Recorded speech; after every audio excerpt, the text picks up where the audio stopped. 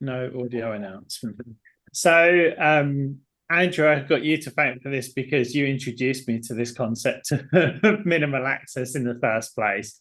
Um, to give the backstory for everyone, the concept of minimal access exists, I think, probably only at group level.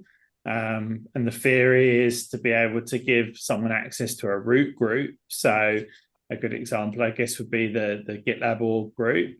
But to basically give them permission to sort of do nothing, they're just a member of that group.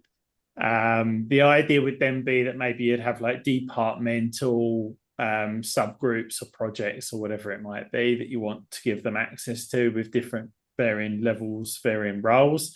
But what you don't want to do, as soon as you give someone guest access at a root group, it will give them guest access to every single subgroup and project under that.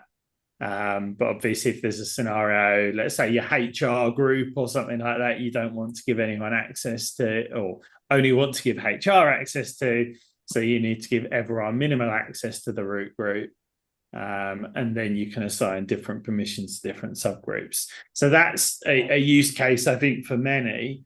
And the problem is with the CRM feature is that the contacts and organizations live in the root group. So I'm somewhat interested. I was thinking about this a little bit this morning. I think we might have two different problems. I don't know if the answer or solution is the same or not. But the main thing is with minimal access, essentially no access to a root group, how does one have access to the contacts and organizations that belong in that group in order to be able to use them elsewhere? Let me ask you an interesting question, Andrew, or anyone else if you know the answer to this. But did you used to, when you were using minimal access, did you and some others have more than minimal access? Like, was it just you as an admin or your team as like super admins or? Yeah, so the way we had it, there were like three admins, I think, at the group level. Mm-hmm. Everyone else was given minimal access at the root namespace and then given various roles in different subgroups. Yep. And then we would use those subgroups to further give access into like adjacent subgroups based on like what they needed to do. So we had like an Okay. engineering one where all the engineers would get developer access.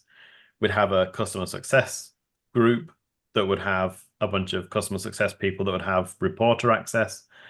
And then in the engineering group, we would introduce the customer success group and only give them guest access or something like that. I can't remember now. Yeah, sounds fair. And do you Yeah. remember if you had like any labels or did anything live in that root group, like labels, for example? Yeah, labels we did at the very root level so we could share them across all the different boards. Interesting. So I'm assuming then there's basically no permissions on labels that pretty much anyone and everyone can see labels. Everyone can see them. People can't manage them, and that actually was a really annoying thing because people would create random labels in a deeply nested like sub project, and then you'd have to, if that wanted to be used elsewhere, you'd have to go and create it all the way at the root level as an admin, and then remove the old one and update issues and whatnot. Yeah, it's just a pain.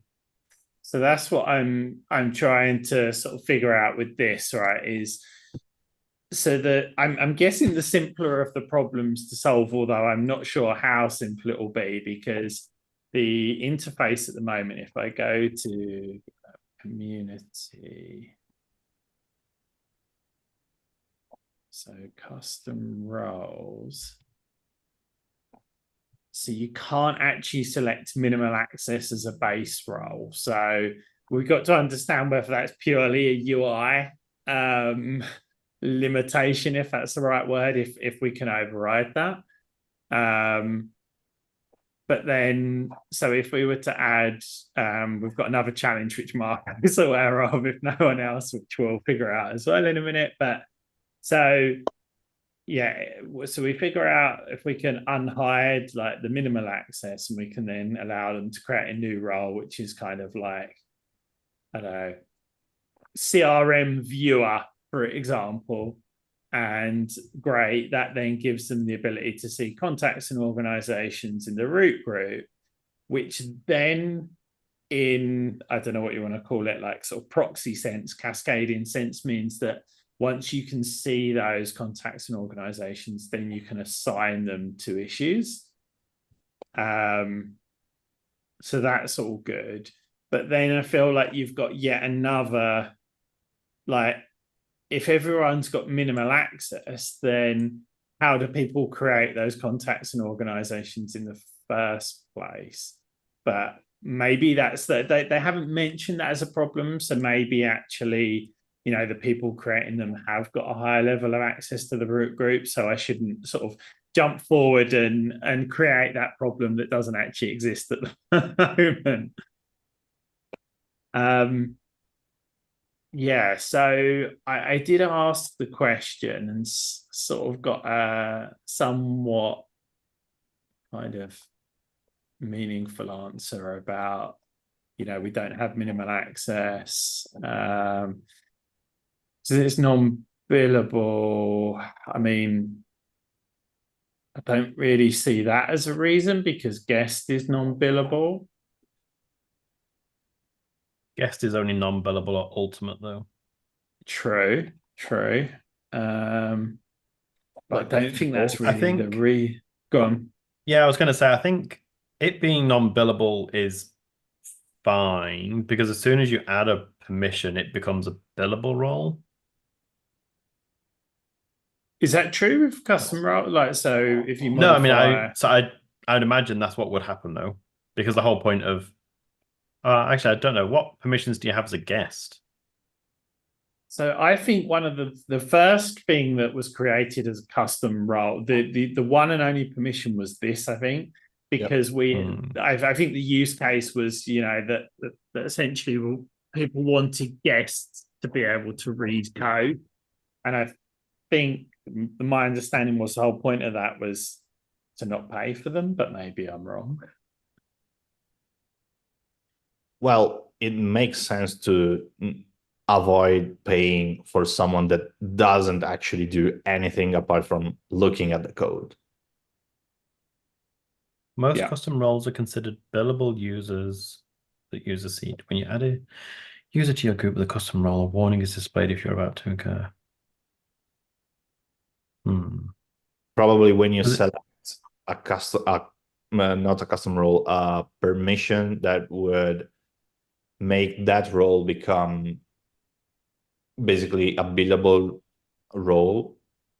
You get. Should we see if there's a flag in the table? I was going to say, if you go to that handbook page again that you're on, sorry. Yeah. It's got at the top there. Right? Oh no, at the top it's got custom permissions, available permissions. For more information on available permissions. Yeah. I would expect it to say here if it's gonna, and if it doesn't, I think it should be added to that page. I wonder if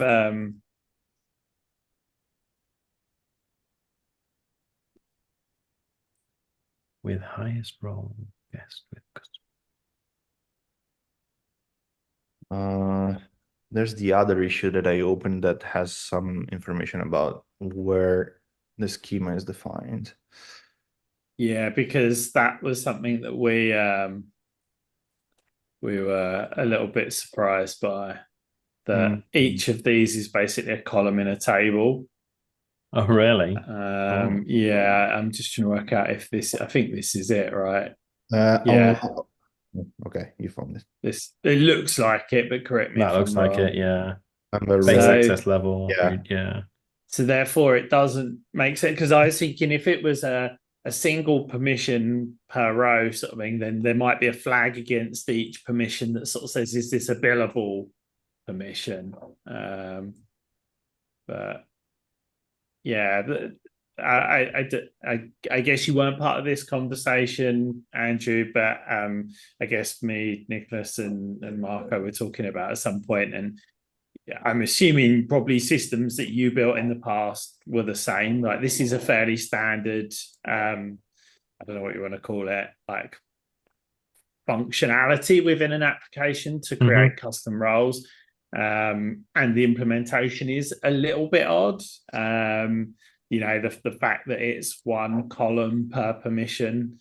Yeah, I would I've only not ever seen expect it it built. to be like that. It sounds like they've kind of accepted that that's something that that's does need to something that be. probably will be addressed sometime or another. But it's challenging at this point, right? Because clearly we don't want to tackle a whole kind of refactor as part of this work, but we don't really want to keep adding to that debt at the same time. So yeah, but it's hard now and will only be harder in the future if we add even more custom roles. So you're saying you want to do it, Marco? Is what you're telling me. I'm tempted to, but it would be basically a proof of concept because that would require a lot of changes. Well, I mean, this is a pairing session. I'm up for bouncing. Like, let me just. So I guess my challenge specifically for this would be probably to investigate further whether it's a purely UI limitation. Like, if I can unblock again, maybe a proof of concept to be able to use minimal access as a base role. That I guess would be something that I need to kind of do a bit of digging into to allow. Yeah, and if minimal access is hidden for if the fact of being licensed or not is the reason for not viewing the minimal access, we can work around that because custom roles are only available for the ultimate access. So you do have a license. So minimal access is available. Fair. Okay. Cool.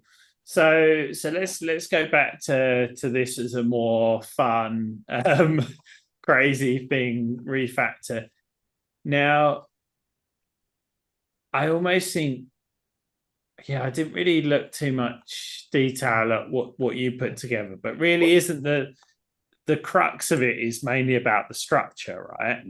Basically, yes. So after I opened that issue and exchanged some ideas with Joe, that's basically, I think, the PM for the custom role feature and stuff. I had a chat with him and we were talking and I was explaining how I set up the the roles feature in one of our projects, and because he's interested into hearing that. And so basically that comment on that issue is just an explanation of how we set that up. And to be honest, it wouldn't really change too much on the implementation to check whether or not a user has a permission or not. It would change on the database structure and how the list of permission would be built for the user. But apart from that, I think it could potentially be almost unchanged. I mean, the policies, how they're defined and how the user. If we've got that right abstraction between the sort of model and services and various other things, I guess. Yeah, because from what I understood, basically now it was done this way, potentially to avoid having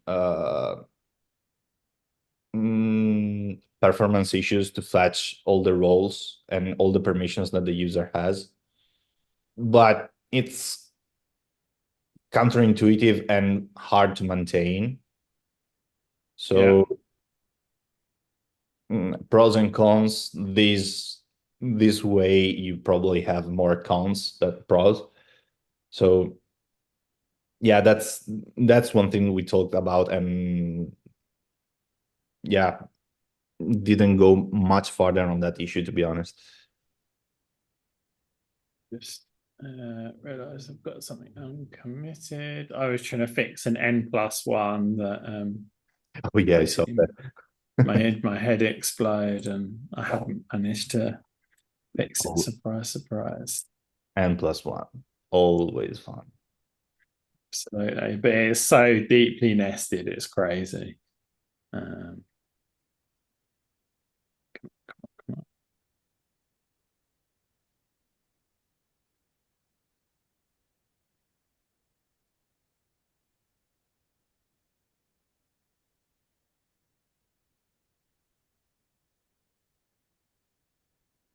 Okay, so Do you want to first have a look at that drop down where that's fetching the data to see if we can add the minimal access? That's probably the easiest thing to do right now. okay, yeah, sounds good.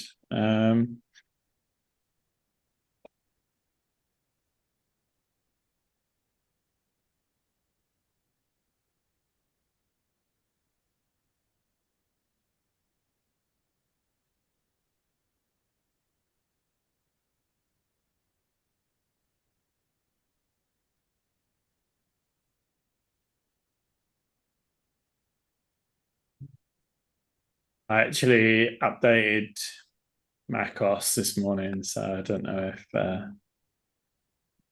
not quite sure how that relates, but Well, you also rebased. I don't think so. You checked out the main. Oh, maybe you. Oh, okay, no, that makes sense. Yeah, just revert back to master, I think. GDK kill, GDK start. That's it. I literally just did the start though, so Huh.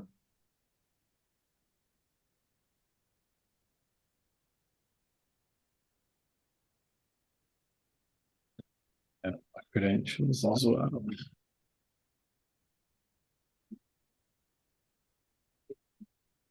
Oh, so let's find a group. Okie dokie. Oh, man.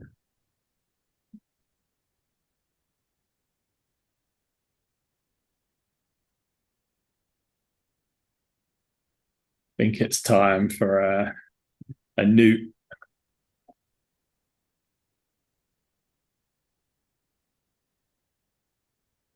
Please be view, please be view, please be view. Maybe it is. Yes. Yeah. There's no reason, like it's quite new, right? So it should be. Yeah. List member roles and permissions root.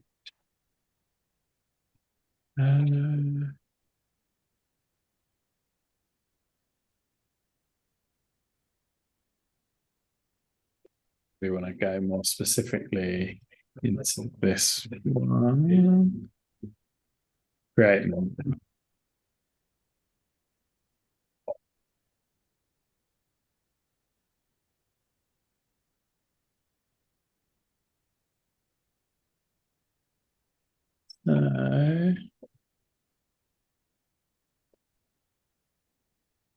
Available permissions.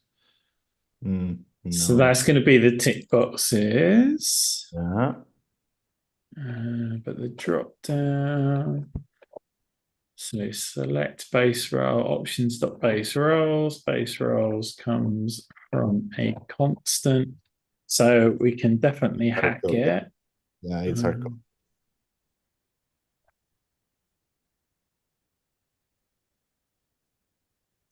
and you already have minimal access defined up above.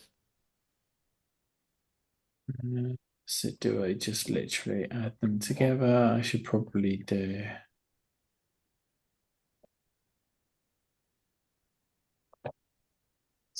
Right.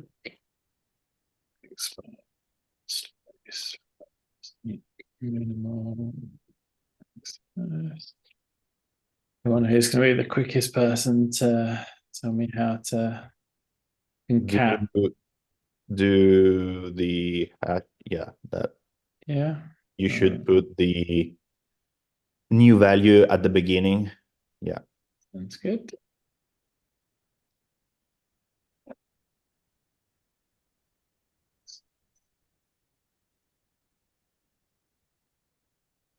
Mm, You see something wrong there or not? no, There was a bit of a we need to check the backend to make sure that it's handling the value of. Yeah. Yeah. Well, I mean, when we say check, we try it, we test it first, right? Before we actually look. Okay, that's one way to do it. Hell yeah. Lost. There we go. Oh.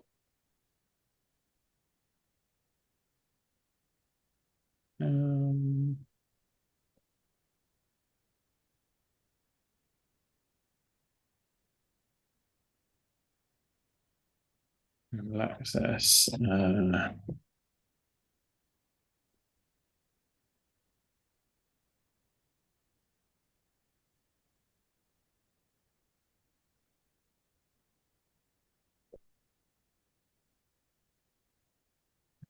Okay. So there's some validation going on somewhere. Cancel, create role. No, it's a submit for the form. And the form has submit, create member role.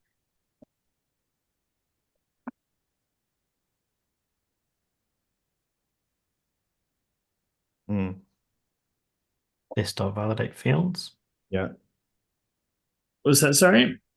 Line 149. 149.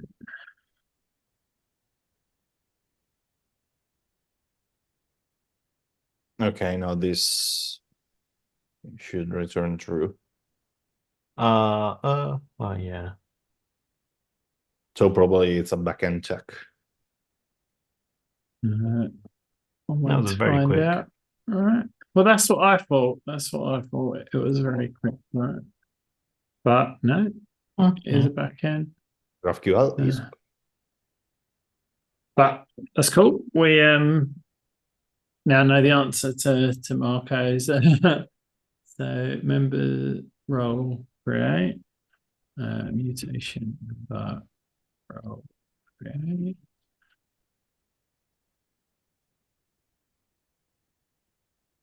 Member access for Enum.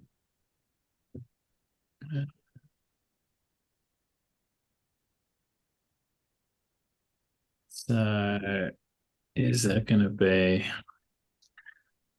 one of those with? Is this another can of worms?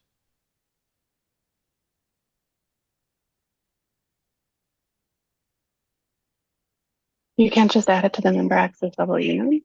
The problem is you don't know where else this is used, right? So we don't want to expose minimal access in places that we the maybe this enum you can check pretty easily where that's used because you can just do a search.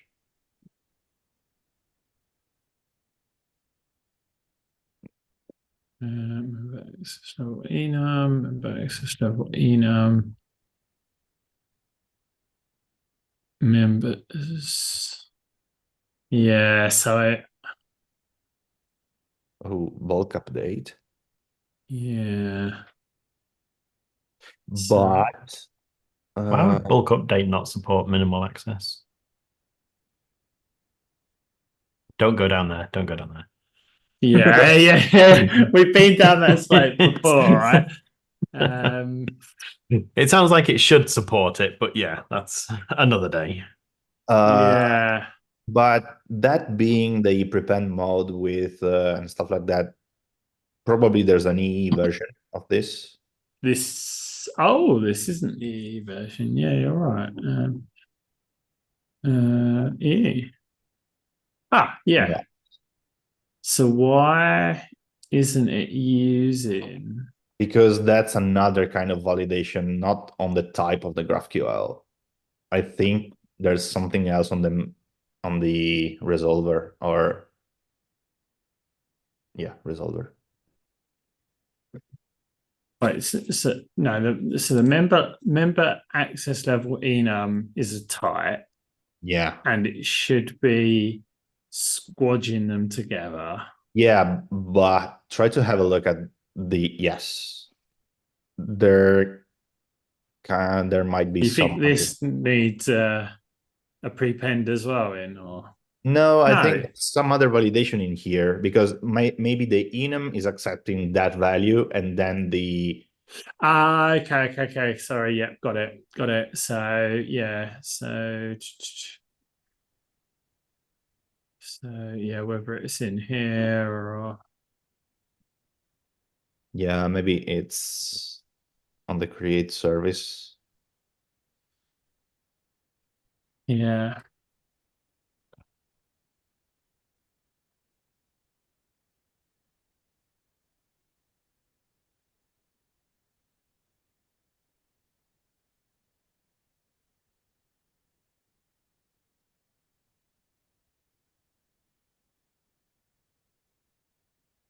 Mm. Nothing obvious, is there? Try to have a look at the member role model. Good shout.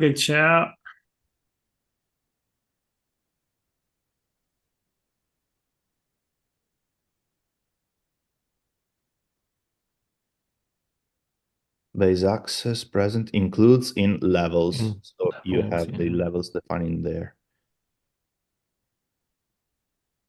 Oh,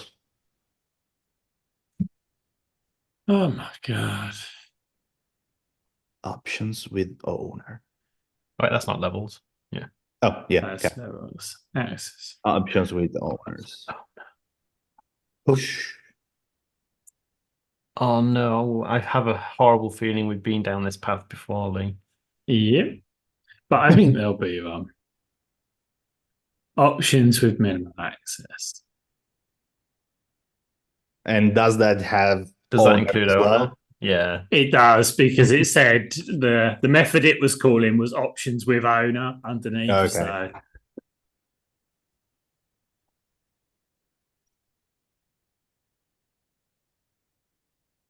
on Ruby. Yeah. I expected everything else to then break, like this wouldn't render. Just on.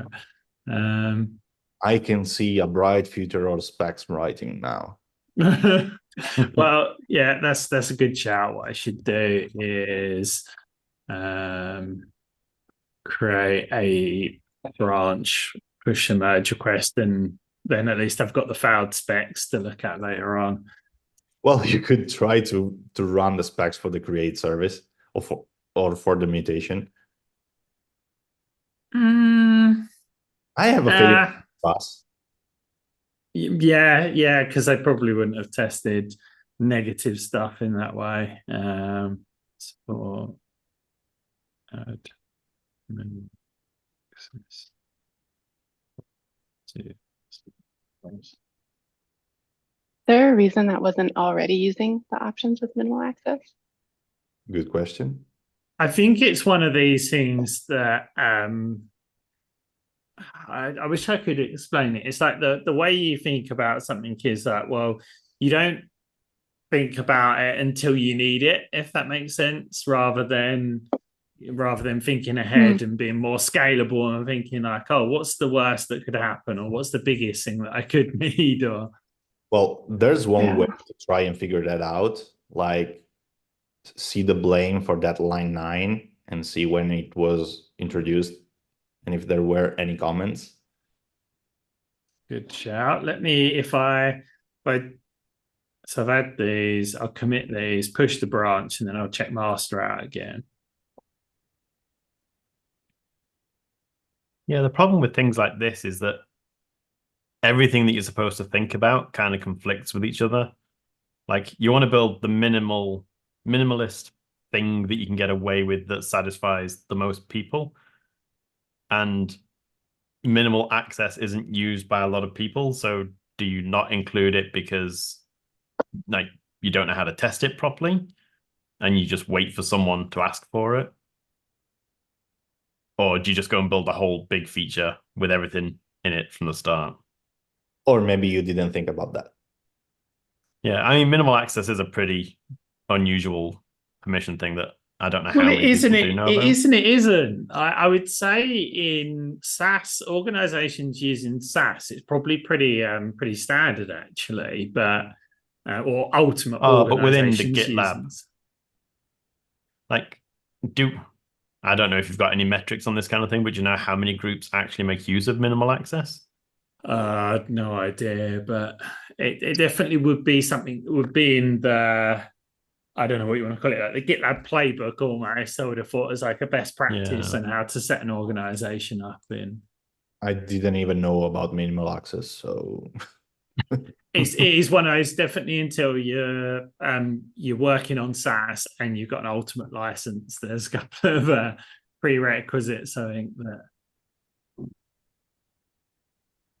Okay, so I can let the pipeline run for that. So we were going to go back and just have a look at when it was introduced, right? So by you 52 seconds ago.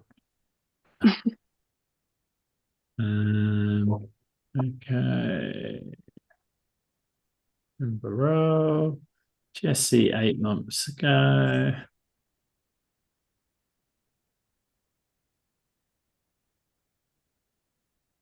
I have a feeling this is not where it was introduced.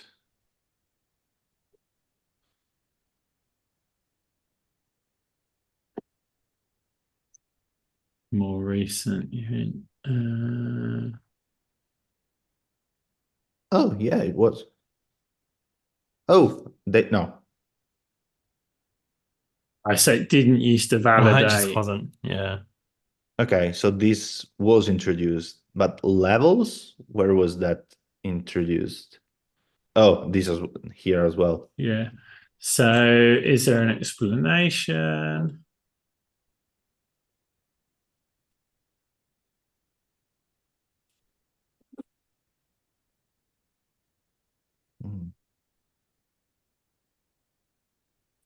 Doesn't really, does it? But base access level 1, is that minimal access? No, I think 0. Maybe it is actually. Because the console, the example on the console is pretty obvious. Is there anything in the discussion for that merge request? You have to check. Seems like it's 5. 5. Cool.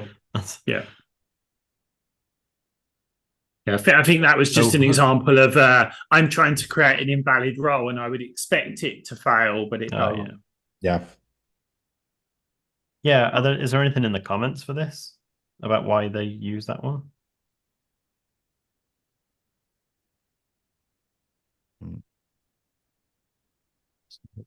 Nope. So as I say, it doesn't. Do you know what I mean? You have to be pretty forward thinking to, I think, of kind of clock that and being like, oh, like why specifically are we using this one? Yeah. I guess that just made sense at the moment of writing. So with the sort of 15, 20 minutes, I'm interested, Marco, in like what you were saying earlier, like how easily can we refactor without, like, is there just like a service or a model or a couple of things? Clearly we need to write a migration, which is going to be fun. I'm assuming that this table's still quite small, so we're not going to have to run any crazy like batched background migration-y sort of type stuff. Probably. But so member role is what we're calling it, and it basically has one record for each role, which then has a base and then a bunch of tick boxes. So we would maybe keep this table, but then Yes. we would have something like has many role permissions. Yes. Mhm. So And basically, then what we I could even super hack it if we wanted to and do something like, oh, how would this work? Like def. So what were the permissions called? This probably isn't a good idea, but like read code.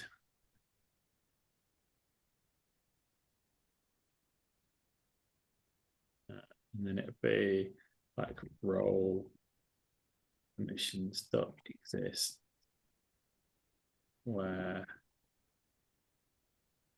I don't know, permission ID.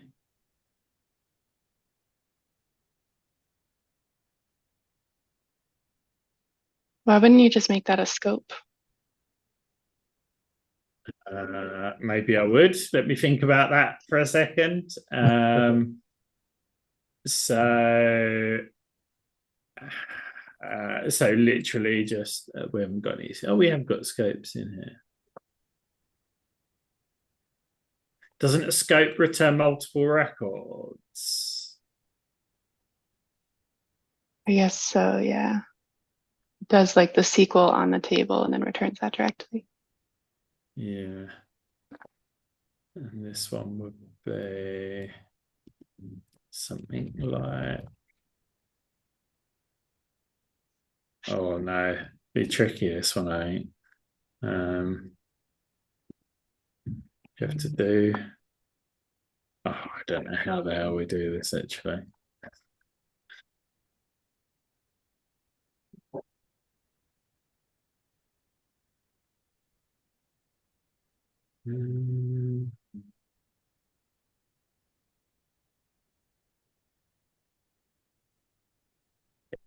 To do something like that, I guess, and then if value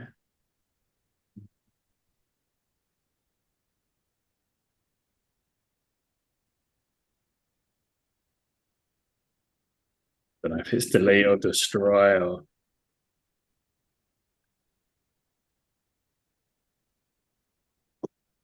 although it looked like you can update.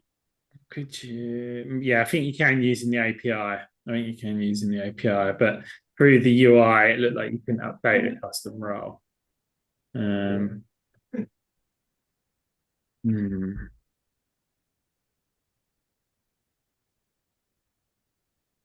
not sure. Not sure about this.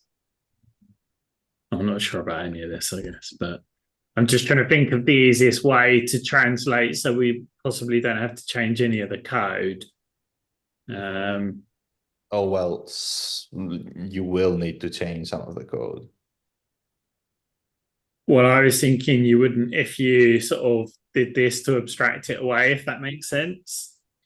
Yeah. It's almost like a translation layer. I mean, it probably isn't the right approach, but I would try to go the other way around, like try to see how they are checking whether or not the user can do something.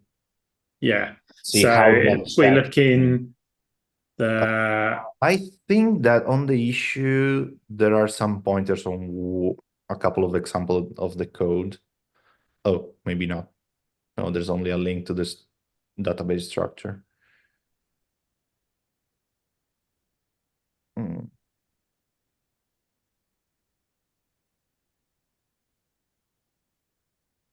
Yeah, I'm curious how any of this works because GitLab doesn't or didn't previously have the idea of permissions, did it? It was more like documented. Still doesn't really have them. Yeah, because I did see that that new table seems to have a permissions JSON blob. Yeah, do you know what I noticed? I think I even highlighted it. at some point Yeah. earlier, but I'm wondering if they're doing something with that where that's kind of like a serialized policy document that they deserialize to check the permissions. I guess that might be a simpler way, but just a bit unconventional. Is it? Yeah, really unconventional. Can we see if that's used in that model that you were just in? Good question. JSON schema member role permissions. Member role permissions. What's that? That's the schema definition. Oh yeah, I think you might be right. Yeah, okay. Okay, so maybe they've decided already to go down that road. Oh no. What how No. how does that work? If you wanted to add one for your CRM permission, does that mean you need to go through existing records and add that into the document? And how would that work to search whether or not the user has a permission or not? Like, or when a permission is used, like you would need to deserialize the JSON for all the. Yeah. Let's just have a bit of a dig. JSON B.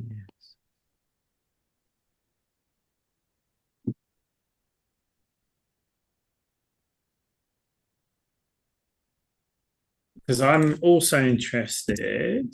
And that was introduced 6 days ago. Oh, what, the JSON document? While you were navigating the code, I saw that some functions using that JSON thingy were introduced 6 days ago. Oh, it's already been populated, so yeah, populated on save. That's probably like Wait a second. migrating on the go. Hang on. Am I reading that correctly? Base access level is that column there. Base access level is 5, but read code Boolean is set to false. No, true. In the table. No, it's true. You're right, Andrew. Yeah. So maybe we're not even using those columns anymore. Maybe we are using the JSON.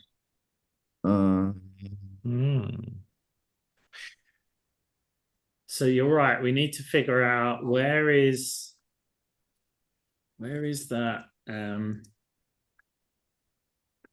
I was a bit confused because when I was looking for read code, let's try another one. What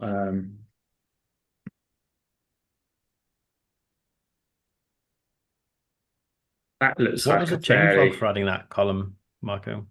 Sorry? What was the changelog for adding that permissions JSON? Oh, I don't know. I'm just going to check now, actually, because I migrate individual custom role Boolean columns to a single. Yeah, okay, so that does look like they've deprecated the columns. Sweet. Sweet, but that bittersweet because I don't know. Could be good for getting rid of all the columns. It just depends what the failover is if you add a new permission. Yeah, well, I think it'll be quite straightforward. I think that's the whole point, that you'll just add update the schema, and then from then on you can add that if you want to do it. Yeah, true, because it's only adding in the JSON document, it's only adding the permissions you have, isn't it? So if you add a new permission, the old documents just won't have it. Yeah, okay, that's handy. Yeah, individual permission columns are ignored. Yeah. Using a composite column, I always was told that it's a bad no-no. So yeah, I can see some challenges. Like if I wanted to write a query to give me all the sort of roles that being given this extra permission, for example, but exactly. I'm sure that's actually with Postgres, that's super easy. Really? It's got don't get me started on Postgres. I absolutely love it as a database. Yeah, it's literally like a regular where clause. You just use like the ice cream operator instead of the ice cream operator. Yeah, it's like the @ symbol and the greater than or less than. Okay. So I have used even in like Microsoft SQL Server, like JSON querying, etc. But I don't know. I can't believe that there's indexing at column level in a JSON, or not? It wouldn't even be Yeah. called column level. Do you know what I mean? You can index the column as a JSON document. You can also index keys within a document as well. Okay. That table doesn't look like it had any setup if it's based on that structure.sql. I'm curious. I mean, the documents aren't particularly huge. I can't imagine it would be worth adding an index on those. I'm curious to know why they decided to go with this composite column instead of just adding a new table. I'm curious about that as well because, yeah, normally you'd go with a, like you're saying, has many relationship table. Exactly. Junction table. Do we got an issue? I know that this is a debate that's been going on for ages about custom attributes, on like issues and merge requests. Ah, there you go. It supports indexing. Can you click on that link? Does it go through to column indexing or is it document indexing? Jason, yeah.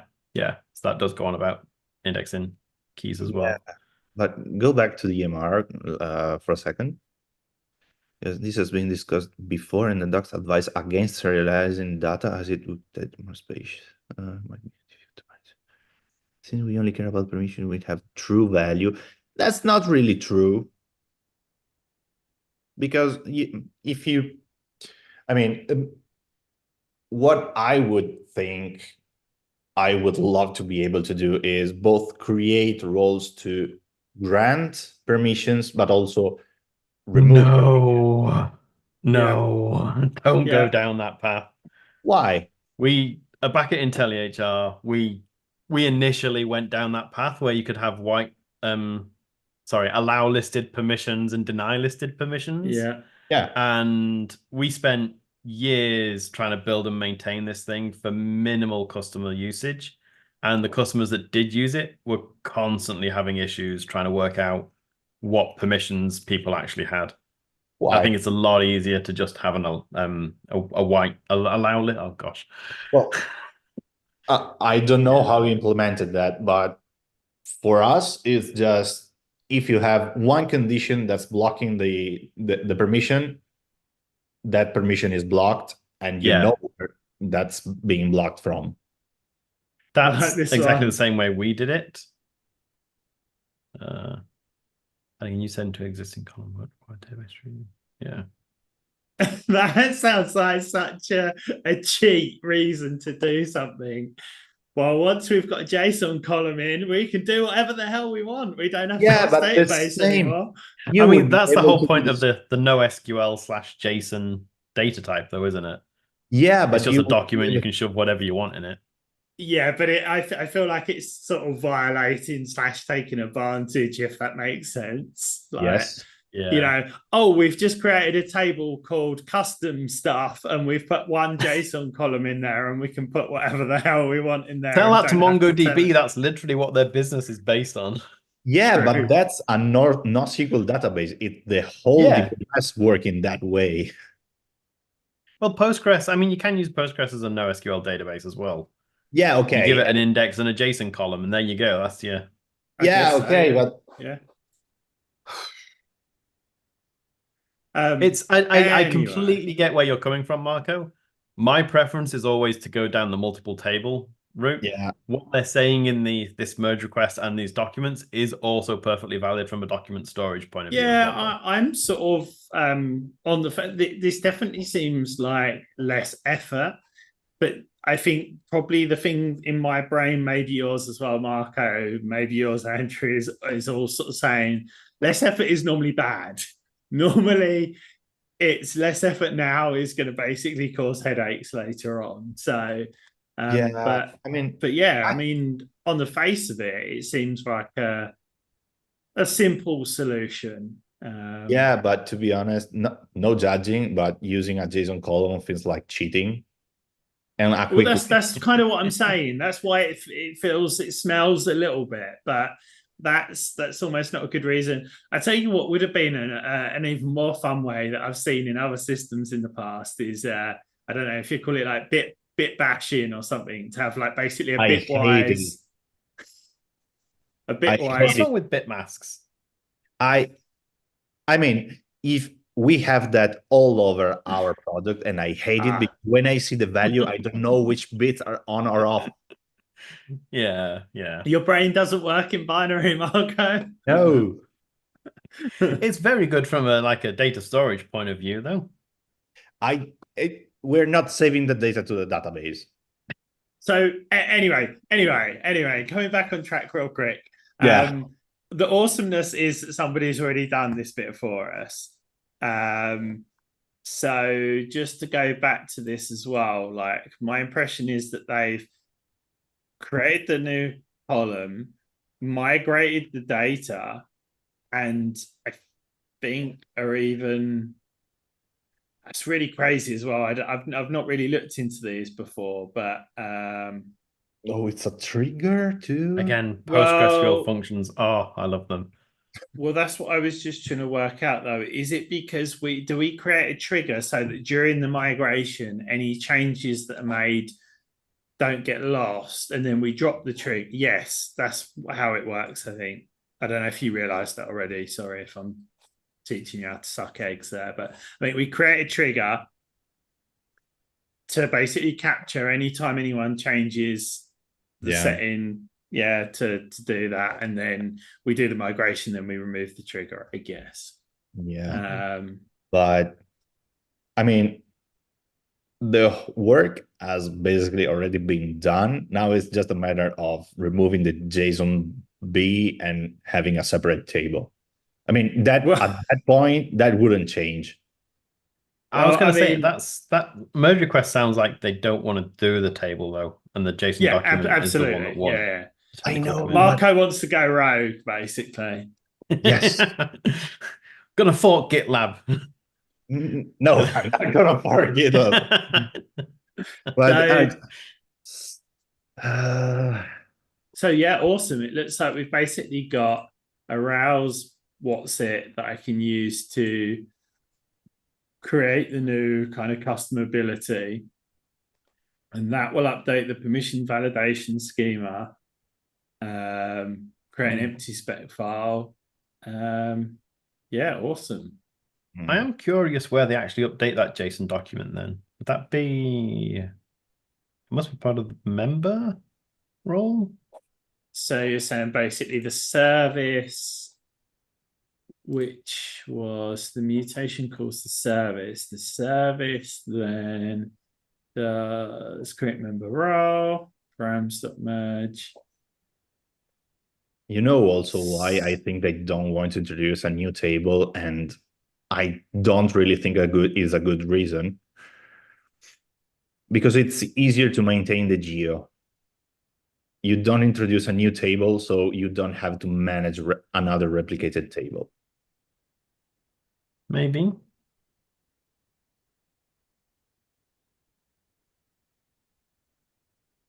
How does it? Oh, yeah, okay. So it's basically just sending permissions, which is a string array, and then that's making its way to params.merge, and member role understands that permissions has a JSON schema, and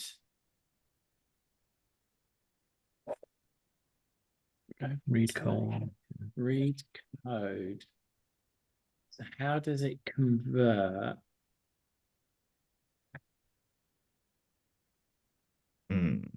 Try to search for whole word. What read code or permissions to check where Permissions, where that's being used. but I've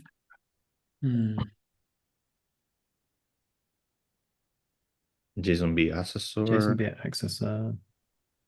That will be so you can access the permissions in the JSON document as a property, I'm guessing. So it's saying custom roles, definition, all keys, index with Boolean. Where is that? So that would be so you can still do member role.read permission, I'm guessing. Read code.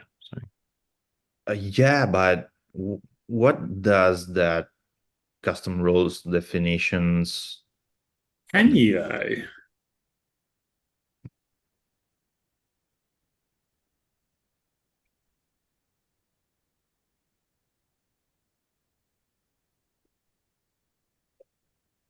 Because it's ignoring the columns from the database. Whoa, that's a big warning. So to me, that suggests that you can't. But, oh yeah, you're not saying that one. Well, before. I think that means ignore the columns from the database, and then the accessor is using permissions and getting the definition of that, getting the keys, and then giving them a Boolean.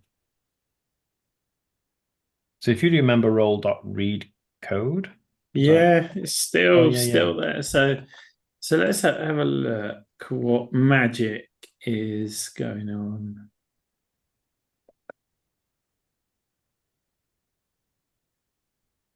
Normally there would be like a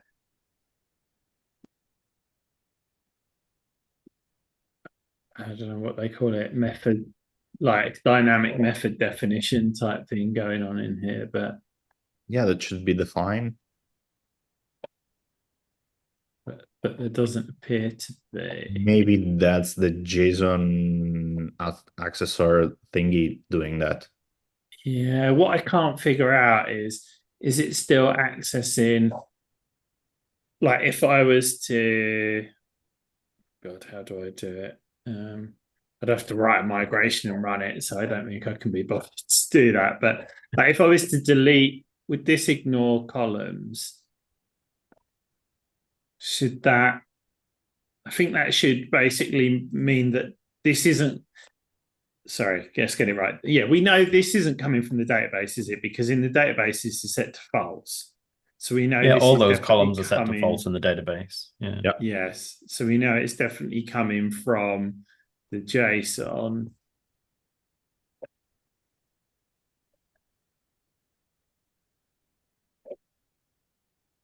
There's a dot at the end. Yeah.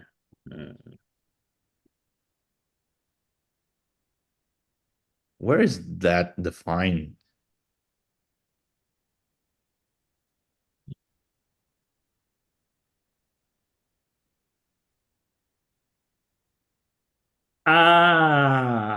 This probably does Load the abilities. Custom abilities. Oh, this is what we were talking about a minute ago. I think this is creating the method, like the defining the properties, basically. yeah, because there's a YAML file for containing the abilities. If you go, if you look there. What's this, right? Nope, that's the JSON. file. There's another YAML file there. Try to search inside of the line 31. Does there really need to be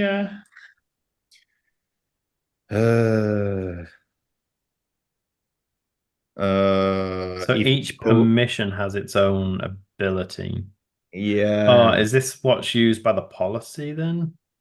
Oh, that's interesting. There's a available from access level. Yeah. So you can set it to prevent,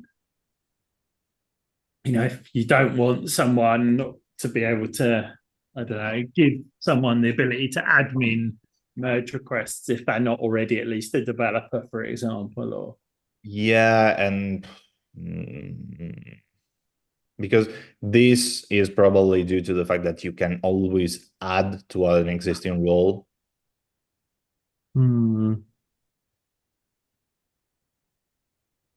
Read code was 20, wasn't it? Yeah.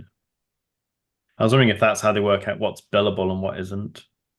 But 20 is quite high, and that's not a billable permission, I don't think, is it? Well, that's what I thought guest was 10.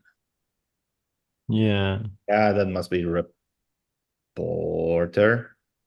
But then I thought that the whole point was that you could give access to, maybe this is not what I think. Maybe this is actually, I think, sorry, I thought this was, you couldn't, it wasn't going to allow you to give this additional custom permission to anyone that's below that level, but it's actually everyone at or above that level already has that permission. Yeah. So there's absolutely no point. So if I say developer, I would expect it to have hidden a load of these options, because, so if I was trying to say, or default tick them or something. Yeah, you would default tick that would That's silly. mean if that would default tick, it would mean that if you remove the tick, you could prevent that, which is not what we can do. It didn't moan. No, you couldn't do that though, Marco, because if you select developer, Yeah, and untick something, then you wouldn't know that it was. Yeah, I don't know. no, you cannot look from the existing roles. You can only add, so that would work. So I'm still a little bit curious about this. We think this is doing the magic that allows me to, like, if I was to do, I mean, it'd probably just explode anyway, but. No. Oh, okay, so only the console. I thought you were going to the UI again.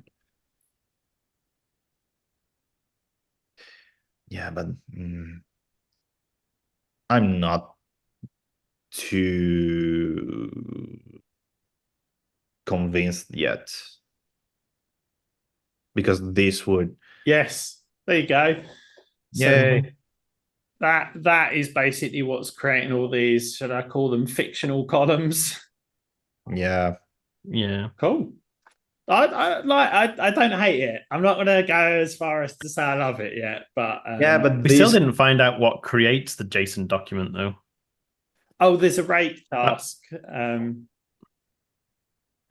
but when you say that's silly, what's creating the thing?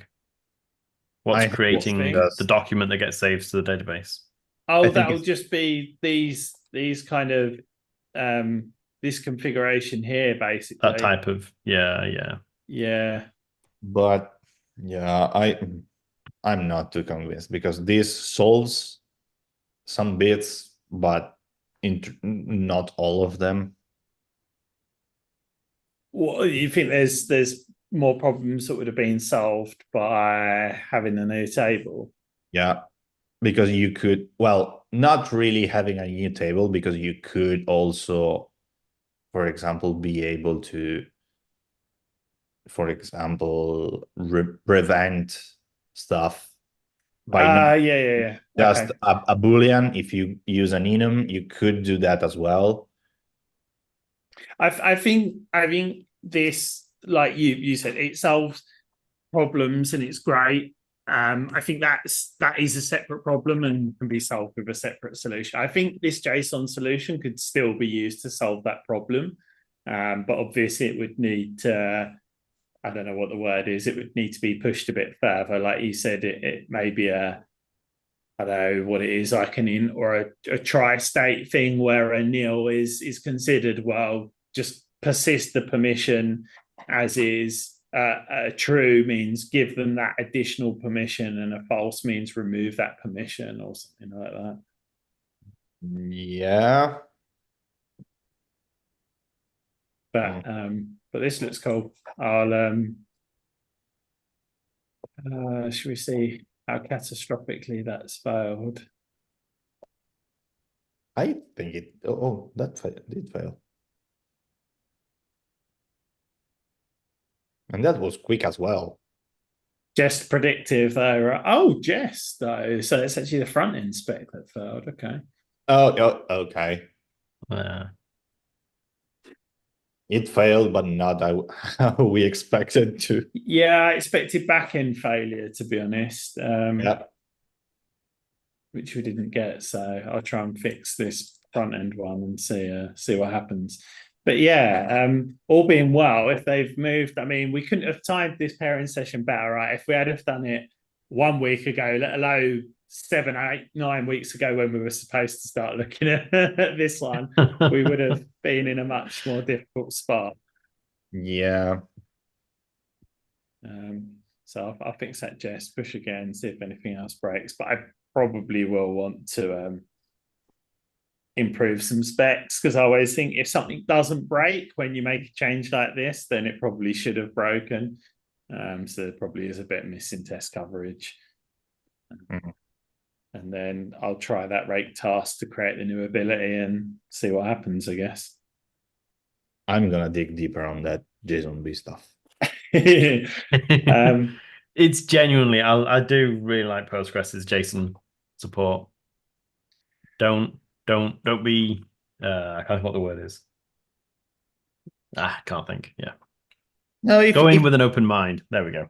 Okay, and I'm not going in with a closed mind, but I want to be convinced. Again, it's about using the right thing at the right time, in the right places.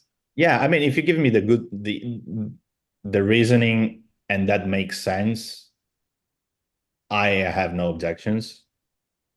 But if that's just done for ease of use or ease of implementation, I don't know. We'll see. Awesome. Thanks all for joining. I found it interesting, even if anyone else fell asleep. Hopefully I managed to move it forward a bit further. So